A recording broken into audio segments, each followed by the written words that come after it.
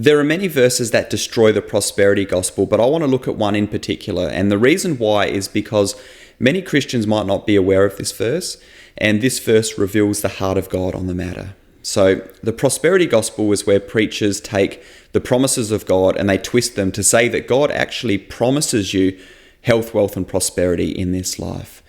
Now, there are many Bible verses that refute this, and what we're going to do is we're going to have a look at a few of these before we then get to the particular one that I want to discuss in this video. Luke 9:23, and he said to all, if anyone would come after me, let him deny himself and take up his cross daily and follow me.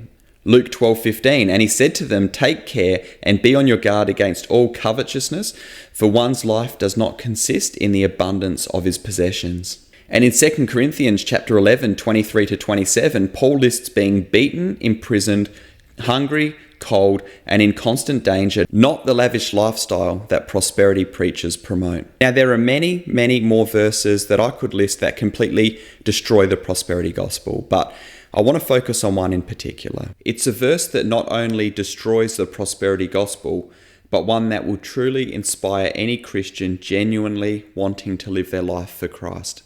And it involves Moses.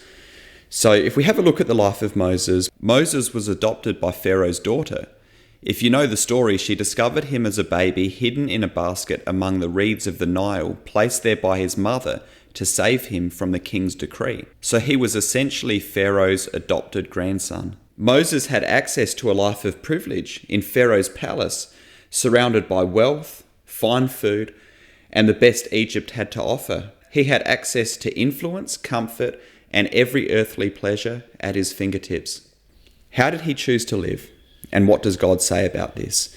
Well, we find out in Hebrews chapter 11. Hebrews chapter 11 is a powerful chapter, often referred to as the Hall of Faith. And it lists a number of faithful people who were not successful in a worldly sense, but who were faithful to God and who God commends. So this is what it says about Moses here. In verse 24-26, it says, by faith, Moses, when he was grown up, refused to be called the son of Pharaoh's daughter, choosing rather to be mistreated with the people of God than to enjoy the fleeting pleasures of sin. He considered the reproach of Christ greater wealth than the treasures of Egypt, for he was looking to the reward. So Moses had access to all of these riches in Egypt, and he gave up massive wealth to suffer and be persecuted with God's people rather than holding on to a lifestyle of prosperity and comfort. Prosperity preachers today will say, follow God and you will get rich.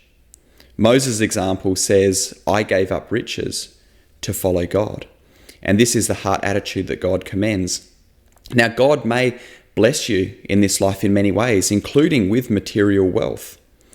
But the question is, if God asked you to lay that down, would you be prepared to do so, just like Moses? Because as I said, the prosperity gospel says, follow God and you will get rich.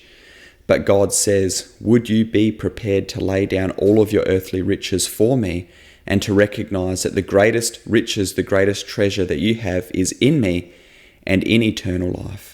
And do you honor that higher than these riches? Are you prepared to follow me and to live for me despite what you have or don't have in this life? Would love to get your thoughts. Leave your comments below and I'll talk to you soon. God bless you, friends.